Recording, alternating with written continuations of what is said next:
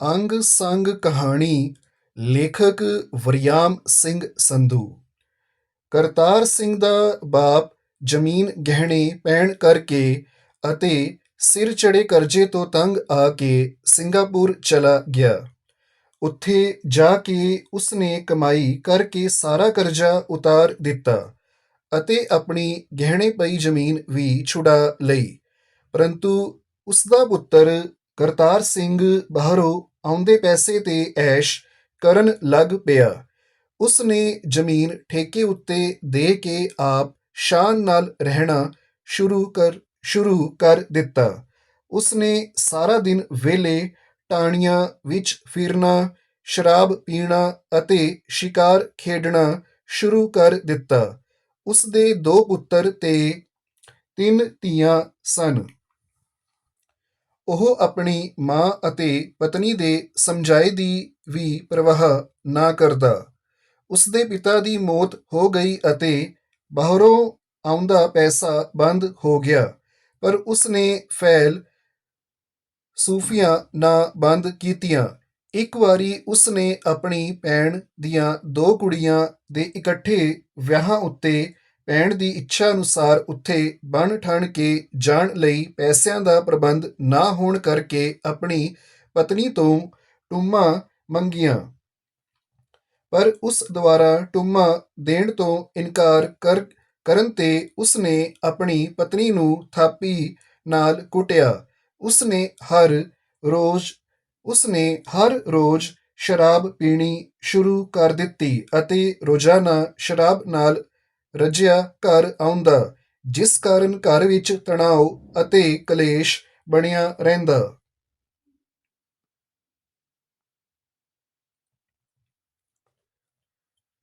ਉਸਦਾ ਪੁੱਤਰ ਅਮਰੀਕ ਸਿੰਘ ਤੀਜੇ ਦਰਜੇ ਦਾ ਸਰਕਾਰੀ ਮੁਲਾਜ਼ਮ ਸੀ। ਉਹ ਆਪਣੇ ਪਿਤਾ ਦੀਆਂ ਆਦਤਾਂ ਨੂੰ ਪਸੰਦ ਨਹੀਂ ਕਰਦਾ ਸੀ।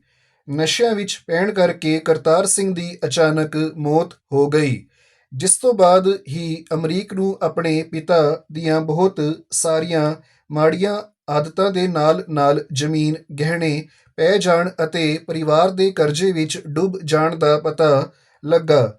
ਸੁਸਾਇਟੀ ਦੇ ਇੰਸਪੈਕਟਰ ਨੇ ਘਰ ਆ ਕੇ ਕਰਜ਼ੇ ਦੇ 1650 ਰੁਪਏ ਦੱਸੇ। ਸੁਸਾਇਟੀ ਦੇ ਇੰਸਪੈਕਟਰ ਨੇ ਘਰ ਆ ਕੇ ਕਰਜ਼ੇ ਦੇ 1650 ਰੁਪਏ ਦੱਸੇ ਅਤੇ ਮੁਲਾਜ਼ਮ ਭਰਾ ਹੋਣ ਕਰਕੇ ਕਿਸ਼ਤਾਂ ਵਿੱਚ ਵਾਪਸ ਕਰਵਾਉਣ ਲਈ ਮੰਨ ਗਿਆ। ਅਮਰੀਕ ਨੂੰ ਛੋਟੇ ਭਰਾ ਮਹਿੰਦਰ ਤੋਂ ਪਤਾ ਲੱਗਾ ਕਿ 500 ਰੁਪਏ ਉਸਨੇ ਮੱਖਣ ਸਿੰਘ ਦੇ ਦੇਣੇ ਸਨ। ਅਮਰੀਕ ਸਿੰਘ ਨੂੰ ਆਪਣੀ ਮਾਂ ਜਗੀਰ ਕੌਰ ਤੋਂ ਪਤਾ ਲੱਗਾ ਕਿ ਜਿਸ ਜ਼ਮੀਨ ਨੂੰ ਉਹ ਬਚੀ ਹੋਈ ਸਮਝਦਾ ਸੀ, ਉਹ ਪੌਣਾ ਕਿੱਲਾ ਵੀ ਗਹਿਣੇ ਪਈ ਹੋਈ ਸੀ।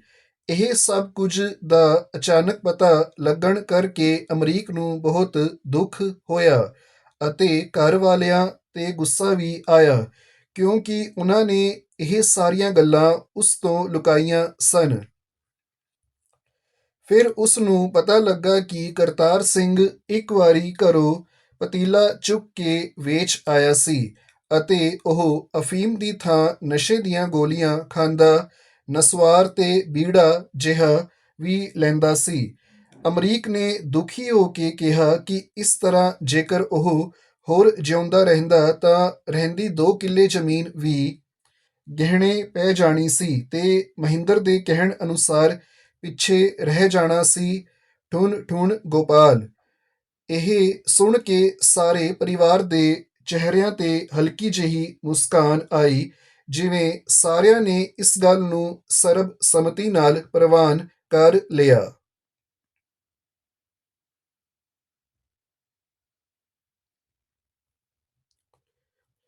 ਅੰਗ ਸੰਗ ਕਹਾਣੀ ਵਿੱਚ ਅਜਿਹੀ ਕਿਹੜੀ ਘਟਨਾ ਵਾਪਰੀ ਜਿਸ ਕਾਰਨ ਘਰ ਵਿੱਚ ਹਨੇਰੇ ਵਾਤਾਵਰਣ ਵਰਗੀ ਚੁੱਪ ਛਾਈ ਹੋਈ ਸੀ।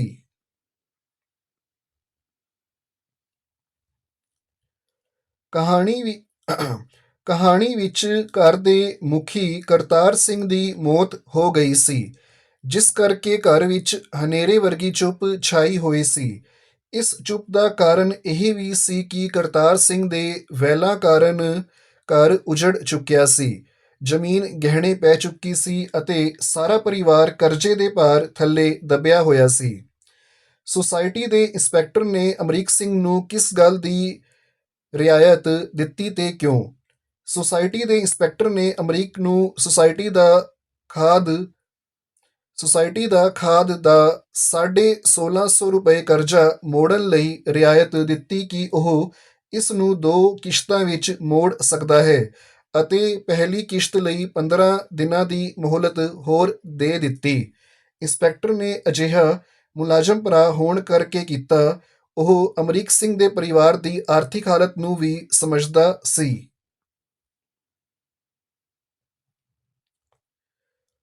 ਕਰਤਾਰ ਸਿੰਘ ਦੇ ਛੋਟੀ ਉਮਰੇ ਦੁਨੀਆ ਤੋਂ ਤੁਰ ਜਾਣ ਦੇ ਕੀ ਕਾਰਨ ਸਨ? ਕਰਤਾਰ ਸਿੰਘ ਦੇ ਛੋਟੀ ਉਮਰੇ ਦੁਨੀਆ ਤੋਂ ਤੁਰ ਜਾਣ ਦੇ ਕਾਰਨ ਉਸਦੇ ਕਈ ਪ੍ਰਕਾਰ ਦੇ ਵੈਲ ਸਨ। ਉਹ ਸ਼ਰਾਬ ਪੀਂਦਾ, ਅਫੀਮ ਖਾਂਦਾ ਅਤੇ ਨਸ਼ੇ ਦੀਆਂ ਗੋਲੀਆਂ ਵੀ ਖਾਣ ਲੱਗ ਪਿਆ ਸੀ। ਉਹ ਨਸਵਾਰ ਤੇ ਬੀੜਾ ਵੀ ਲੈਂਦਾ ਸੀ। ਬਚਪਨ ਵਿੱਚ ਅਮਰੀਕ ਬਚਪਨ ਵਿੱਚ ਅਮਰੀਕ ਕਿਹੋ ਜਿਹੇ ਬਾਪ ਦੀ ਕਲਪਨਾ ਕਰਦਾ ਤੇ ਕਿਉਂ? ਬਚਪਨ ਵਿੱਚ ਅਮਰੀਕ ਚਾਹੁੰਦਾ ਹੈ ਕਿ ਉਸਦਾ ਬਾਪ ਧੌਲੀ ਦਾੜ੍ਹੀ ਵਾਲਾ ਹੋਵੇ ਕਿਉਂਕਿ ਨਵੇਂ ਆਏ ਅਧਿਆਪਕ ਅਤੇ ਅਣਜਾਣ ਲੋਕ ਉਸਦੇ ਪਿਓ ਕਰਤਾਰ ਸਿੰਘ ਨੂੰ ਉਸਦਾ ਵੱਡਾ ਭਰਾ ਹੀ ਸਮਝ ਲੈਂਦੇ ਸਨ। ਇਹ ਉਸਨੂੰ ਚੰਗਾ ਨਹੀਂ ਲੱਗਦਾ ਸੀ। ਅਮਰੀਕ ਦੇ ਦਾਦੇ ਨੇ ਗਹਿਣੇ ਪਈ ਆਪਣੀ ਪੈਲੀ ਨੂੰ ਕਿਵੇਂ ਛੁਡਾਇਆ? ਅਮਰੀਕ ਦਾ ਦਾਦਾ ਕਰਜ਼ੇ ਹੇਠ ਦੱਬੇ ਜਾਣ ਪਿੱਛੋਂ ਜ਼ਮੀਨ ਦੇ ਗਹਿਣੇ ਪੈਣ ਕਰਕੇ ਸਿੰਗਾਪੁਰ ਚਲਾ ਗਿਆ ਤੇ ਉੱਥੇ ਜਾ ਕੇ ਕਮਾਈ ਕਰਕੇ ਉਸਨੇ ਹੌਲੀ-ਹੌਲੀ ਆਪਣੀ ਗਹਿਣੇ ਪਈ ਜ਼ਮੀਨ ਨੂੰ ਛੁਡਵਾ ਲਿਆ।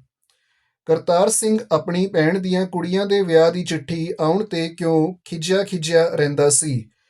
ਦੋਹਾਂ ਕੁੜੀਆਂ ਦੇ ਇਕੱਠੇ ਵਿਆਹ ਉੱਤੇ ਇਕੱਲੇ ਭਰਾ ਨੂੰ ਬਣ ਠਣ ਕੇ ਆਉਣ ਲਈ ਕਿਹਾ ਗਿਆ ਸੀ ਅਤੇ ਇਹ ਵੀ ਕਿਹਾ ਸੀ ਕਿ ਕੁੜੀਆਂ ਰੋਜ਼-ਰੋਜ਼ ਨਹੀਂ ਵਿਆਹੁਣੀਆਂ। ਪਰ ਕਰਤਾਰ ਸਿੰਘ ਨੂੰ ਵਿਆਹ ਉੱਪਰ ਖਰਚ ਲਈ ਕਿਤੋਂ ਵੀ ਪੈਸਿਆਂ ਦਾ ਪ੍ਰਬੰਧ ਨਹੀਂ ਹੋ ਰਿਹਾ ਸੀ।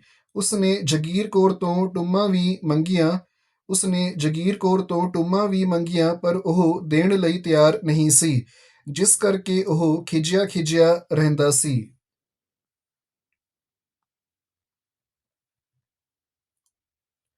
ਉਹ ਪੌਣਾ ਕਿੱਲਾ ਤਾਂ ਪਿਛਲੇ ਸਾਲ ਦਾ ਗਹਿਣੇ ਕਰ ਦਿੱਤਾ ਹੋਇਆ। ਜਗੀਰ ਕੌਰ ਨੇ ਇਹ ਸ਼ਬਦ ਕਿਉਂ ਕਹੇ? ਜਦੋਂ ਅਮਰੀਕ ਸਿੰਘ ਨੇ ਪੌਣੇ ਕਿੱਲੇ ਨੂੰ ਆਪਣਾ ਸਮਝ ਕੇ ਛੋਟੇ ਮਹਿੰਦਰ ਸਿੰਘ ਨੂੰ ਉਸ ਵਿੱਚ ਪੱਠੇ ਬੀਜਣ ਲਈ ਕਿਹਾ ਤਾਂ ਜਗੀਰ ਕੌਰ ਨੇ ਭੇਤ ਖੋਲ੍ਹਦਿਆਂ ਉਸਨੂੰ ਦੱਸਿਆ ਕਿ ਉਸ ਜ਼ਮੀਨ ਉੱਤੇ ਤਾਂ ਕਰਜ਼ਾ ਲੈ ਕੇ ਉਸਦੀ ਭੈਣ ਦੀ ਸੱਸ ਦੇ ਇਕੱਠ ਉੱਤੇ ਗਏ ਸਨ। ਜਦੋਂ ਅਮਰੀਕ ਸਿੰਘ ਨੇ ਪੌਣੇ ਕਿੱਲੇ ਨੂੰ ਆਪਣਾ ਸਮਝ ਕੇ ਛੋਟੇ ਮਹਿੰਦਰ ਸਿੰਘ ਨੂੰ ਉਸ ਵਿੱਚ ਪੱਠੇ ਬੀਜਣ ਲਈ ਕਿਹਾ ਤਾਂ ਜਗੀਰ ਕੌਰ ਨੇ ਭੇਤ ਖੋਲ੍ਹਦਿਆਂ ਉਸਨੂੰ ਦੱਸਿਆ ਕਿ ਉਸ ਜ਼ਮੀਨ ਉੱਤੇ ਤਾਂ ਕਰਜ਼ਾ ਲੈ ਕੇ ਉਸਦੀ ਭੈਣ ਦੀ ਸੱਸ ਦੇ ਇਕੱਠ ਉੱਤੇ ਗਏ ਸਨ।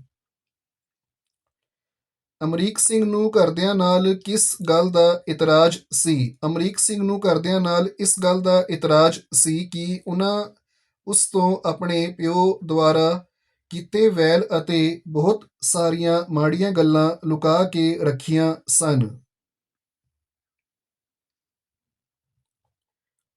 ਕਰਤਾਰ ਸਿੰਘ ਦਾ ਚਰਿੱਤਰ ਚਿਤਰਣ ਕਰੋ। ਕਰਤਾਰ ਸਿੰਘ ਦਾ ਚਰਿੱਤਰ ਚਿਤਰਣ ਕਰੋ।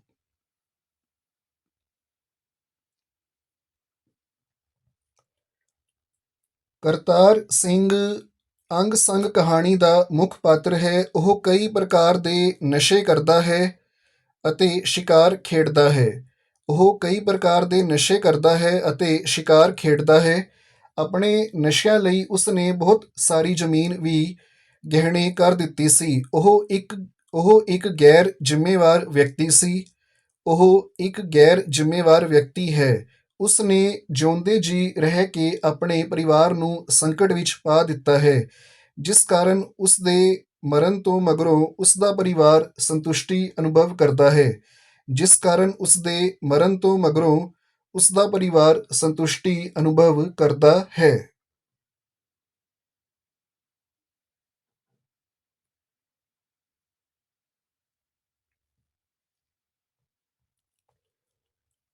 ਅੰਗ ਸੰਗ ਕਹਾਣੀ ਦਾ ਲੇਖਕ ਕੌਣ ਹੈ? ਵਰਿਆਮ ਸਿੰਘ ਸੰਧੂ। ਕਰਤਾਰ ਸਿੰਘ ਦੇ ਕੁੱਲ ਕਿੰਨੇ ਬੱਚੇ ਸਨ? 5। ਕਹਾਣੀ ਵਿਚਲੇ ਪਰਿਵਾਰ ਵਿੱਚ ਸਭ ਤੋਂ ਵੱਡੇ ਮੁੰਡੇ ਦਾ ਕੀ ਨਾਂ ਹੈ? ਅਮਰੀਕ ਸਿੰਘ। ਕਿਸ ਦੀ ਮੌਤ ਹੋ ਗਈ ਸੀ? ਕਿਸ ਦੀ ਮੌਤ ਹੋ ਗਈ ਸੀ? ਕਰਤਾਰ ਸਿੰਘ ਦੀ।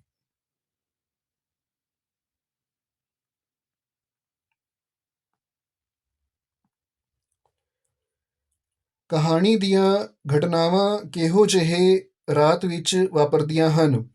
ਹਨੇਰੀ ਰਾਤ ਵਿੱਚ। ਕਹਾਣੀ ਦੇ ਸਿਰਲੇਖ ਦੀ ਸੁਰ ਕਿਹੋ ਜਿਹੀ ਹੈ? ਵਿਅੰਗਾਤਮਕ। ਮਹਿੰਦਰ ਤੋਂ ਛੋਟੀ ਕੁੜੀ ਕਿਹੜੀ ਜਮਾਤ ਵਿੱਚ ਪੜ੍ਹਦੀ ਸੀ? 7ਵੀਂ ਵਿੱਚ।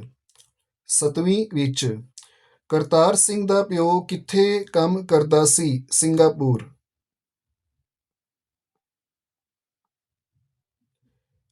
ਕਰਤਾਰ ਸਿੰਘ ਕਿਹੋ ਜਿਹਾ ਆਦਮੀ ਸੀ? ਵੈਲੀ ਤੇ ਗੈਰ ਜ਼ਿੰਮੇਵਾਰ। ਅਮਰੀਕ ਗੁਆਂਢੀਆਂ ਦੀ ਕਿਸ ਕੁੜੀ ਤੋਂ ਬਾਤਾਂ ਸੁਣ ਰਿਹਾ ਸੀ? ਬੀਰੋ ਤੋਂ। ਜਗੀਰ ਕੌਰ ਕਿੱਥੇ ਡੁੱਬ ਕੇ ਮਰ ਜਾਣਾ ਚਾਹੁੰਦੀ ਸੀ? ਹਰੀਕੇ। ਕਰਤਾਰ ਸਿੰਘ ਕੋਲ ਕੁੱਲ ਕਿੰਨੀ ਜ਼ਮੀਨ ਸੀ? 10 ਕਿੱਲੇ। ਕਰਤਾਰ ਸਿੰਘ ਕੋਲ ਕੁੱਲ ਕਿੰਨੀ ਜ਼ਮੀਨ ਸੀ? 10 ਕਿੱਲੇ। ਅਮਰੀਕ ਦੇ ਅਧਿਆਪਕ ਦਾ ਕੀ ਨਾਂ ਹੈ? ਮੁਲਖ ਰਾਜ। ਅਮਰੀਕ ਦੇ ਅਧਿਆਪਕ ਦਾ ਕੀ ਨਾਂ ਹੈ? ਮੁਲਖ ਰਾਜ। ਕਰਤਾਰ ਸਿੰਘ ਨੇ ਘਰੋਂ ਪਤੀਲਾ ਚੁੱਕ ਕੇ ਕਿੱਥੇ ਵੇਚ ਦਿੱਤਾ ਸੀ?